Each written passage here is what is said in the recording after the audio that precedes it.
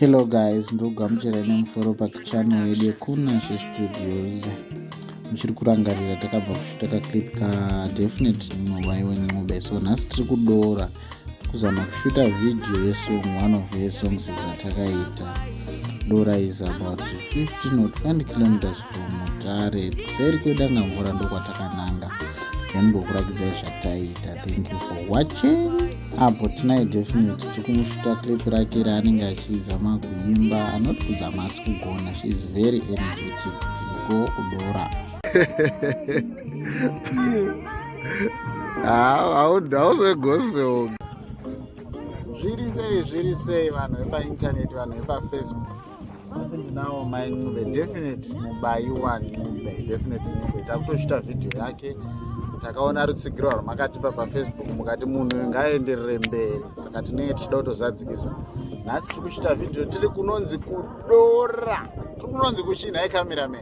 Kuno kudora baba. Kudora baba, kuseri kwenyika, pakati chaipo, kuseri kwedanga mvura, kuseri kwegimbopo, kuseri kwemadhuva amheno kwatiri ikoko.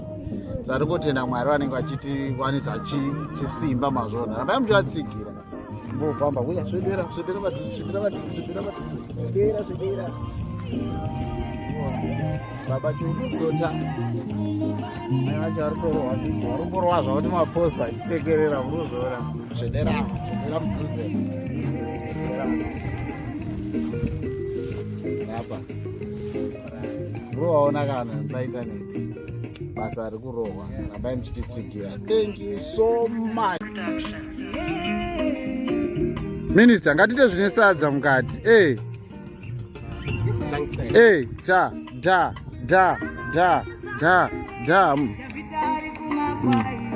Smiley.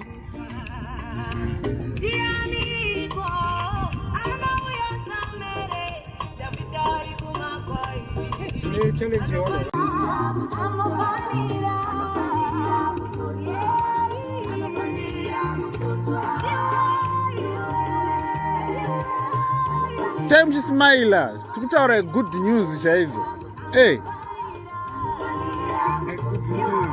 Good news yaKristu. Ndinenge ndichitoita ndichipopota ndichingopopota kuti zvinhu zvinatsobuda zvakanaka. And this is my friend Pronam. He was directing and handling the camera. Pakapedzisira pazara vanhu. My way.